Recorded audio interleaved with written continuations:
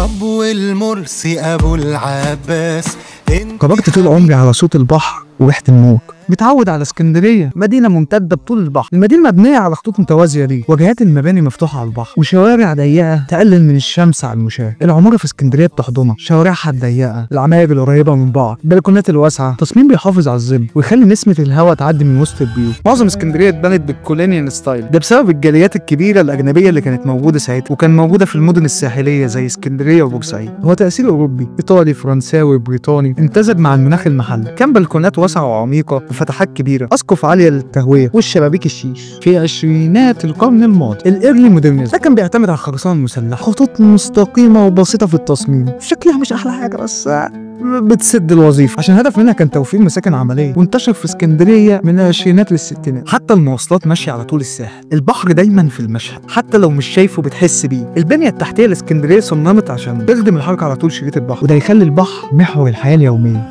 لكن لما جيت القاهرة كل حاجة اختلفت. المدينة هنا بتجري بسرعة، أصوات أعلى، الدنيا حر، ده عشان القاهرة مدينة نهرية نشأت حوالين النيل والشوارع اللي بتربط الأحياء والأسواق مع بعض، فده بيخلي النسيج العمراني أكتر تعقيد واتساع. وسط البلد في القاهرة تحفة معمارية، طراز أوروبي، أرت ديكو ستايل بقى، يلا بقى نقول معلومات، واجهات مزخرفة، لكنها اتبنت حوالين الشوارع والميادين الواسعة مش حوالين البحر. تم تخطيط بقى وسط البلد في عهد الخديوي إسماعيل على الطراز الباريسي، بشوارع عريضة وميادين واسعة عشان يخلق شعور بالعظمة والانفتاح الحضاري. هنا المسافات أكبر والظل أقل، العمارة بتحاول تحكم إيقاع الحياة، لكن زحمة الناس والعربيات بتفرض نفسها. عكس اسكندرية، تصميم الشوارع هنا أوسع في القاهرة، بيزود تعرض المشاة للشمس، وبيجعل حركة العربيات هي المسيطرة. مقارنة سريعة، اسكندرية مدينة ساحلية بتفتح على الأفق، القاهرة مدينة نهرية بتفتح حضنها للنيل. الموقع الجغرافي هو عامل أساسي اللي بيحدد شكل المدينة ونسيجها العمراني. في اسكندرية العمارة جزء من الطبيعة، في القاهرة العمارة هي اللي بتكون الطبيعة، وده بيثبت إن العلاقة بين الإنسان والطبيعة في العمارة تختلف حسب البيئة. في المدن الساحلية المباني بتتكيف مع البحر، في المدن النهرية المباني بتعيد تشكيل النهر بصريا. وانا بين الاتنين مش عارف اتأقلم، وانهي مدينة هتأثر فيا، لان عارف ان الانتقال بين بيئتين مختلفتين تماما عمرانيا بيغير طريقة ادراكي للاحساس بالزمان والمكان، وبيعيد تشكيل احساسي بالانتماء. سلام.